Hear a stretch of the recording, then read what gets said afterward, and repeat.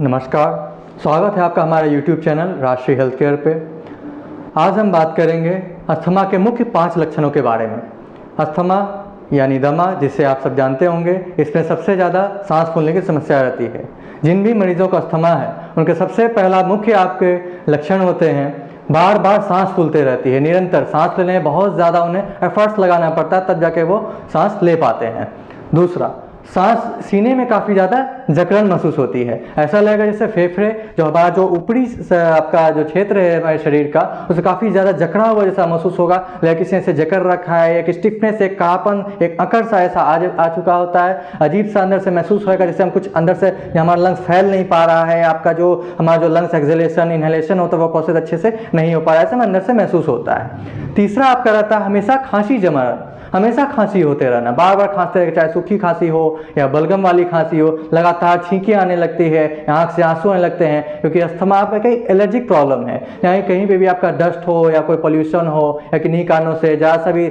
जो धूल कण हुए हमारे नाक में या हमारी आँखों में कहीं लगातार छींक आने लगना, बार बार काफ़ी ज़ोरदार खांसी आने लगना, एकदम लगातार खांसी एकदम आते ही जा रहा है, लेकिन कोई सुधार उसमें नहीं होना। कभी कम होगा, कभी ज़्यादा होगा, कि अचानक से रात में खांसी उपट जाती है, इंसान सो रहा है, अचानक से वो उपट गया, अचानक से तेजी से खांसने लगा, और इस खांसी में सांस लेने के दौरान घड़घड़ाहट की आवाज़ आती है। ध्यान से सुनने पे या हम स्टेथोस्कोप से उसे डायग्नोस करेंगे तो हमें सुनाई पड़ेगा हल्की सी सीटी सी आवाज़ आ रही है, सीटी जैसी उसमें से आवाज़ आएगी सांस लेने में, और घड़घड़ाहट भी उसमें बनी रहेगी। अगला आपका लक्षण होता है, जरा सा आप कहीं पे भी आप चल रहे हैं, सीढ़ी पे चढ़ रहे हैं, उतर रहे हैं, जरा सा भी आप फिजिकल एक्टिविटी अगर आप कर रहे हैं, तुरंत में आपकी सांस फूलने लग रही है, तुरंत में लग रहा है कि बस अब तो प्राण निकल जाएगी। इस ढंग से आपको लगेगा, जरा सा चल रहे हैं, कुछ भी कर रहे हैं, एकदम से सांस फूलने लग रहा है। अगला आपका लक्षण होता है, रात में आप सो रहे हैं चैन से, अचानक से सांस फूलने लगी, अचानक से नाक बंद होने लगा, अकड़न सी महसूस होने लगी सीने में, अचानक से आप मुंह से सांस लेना शुरू कर दिए, जिस कारण से आपकी नींद उड़ जाती है, आप जाग जाते हैं और तेजी सांस लेने लगते हैं। कई बार ऐसा होता है मरीजों में कि सुबह में खांसी होती है, शाम में नहीं, शाम में होती है, दिन में नहीं, दिन शाम में कभी नहीं, रात में अचानक से हो जाती है। कुछ लोग रात में हमेशा नॉर्मल महसूस करते हैं कि नहीं, रात में हमें कोई प्रॉब्लम नहीं है, दिन भर प्रॉब्लम है,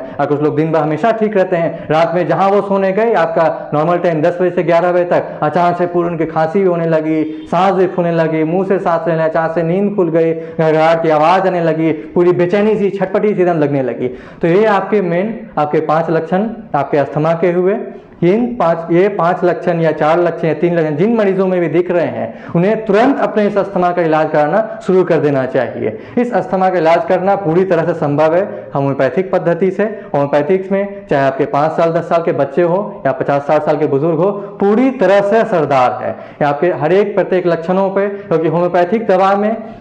बीमारी के नाम से दवा नहीं दी जाती है, लक्षणों पर आधारित होता है। और आपको भले ही आपको अस्थमा हो, 10 मरीजों को अस्थमा हो, किसी एक मरीज को दिन में प्रॉब्लम है, उससे अलग दवा चलेगी, किसी को शाम में प्रॉब्लम होती है अलग दवा चलेगी, रात में प्रॉब्लम होती है अलग दवा चलेगी, और अगर हर समय सेम प्रॉब्लम रहती है तो उससे अलग दवा चलेगी। सीजनल अस्थमा है, पार्टिकुलर मौसम में अगर अस्थमा हो रहा है उसमें अलग दवा चलेगी, 12 महीने अस्थमा रह रहा है अलग दवा चलेगी, या आपके जो डस्ट से जिनको एलर्जी हो रहा है उससे अस्थमा हो जा रहा है, सांस फूलने लग रही है, उसके लिए अलग दवा चलेगी। तो है सब लोगों को अस्थमा ही, जो भी इन लक्षण जिन रोगियों में दिख रहे हैं उनको अस्थमा ही है, लेकिन इनके अलग अलग लक्षणों के हिसाब से अलग अलग दवा दी जाती है, ताकि उन पर पूरी तरह से असरदार हो और पूरी तरह से ठीक हो सके। तो इस तरह से होम्योपैथिक दवा अस्थमा के मरीजों का इलाज करती है, और वो मरीज पूरी तरह से हमेशा के लिए ठीक हो सकते हैं, इसमें कोई दो राय नहीं है, वो मरीज पूरी तरह से ठीक हो सकते हैं होम्योपैथिक दवा से। ठीक है, आज के लिए बस इतना ही, अगली वीडियो के लिए इंतजार करें, तब तक के लिए धन्यवाद।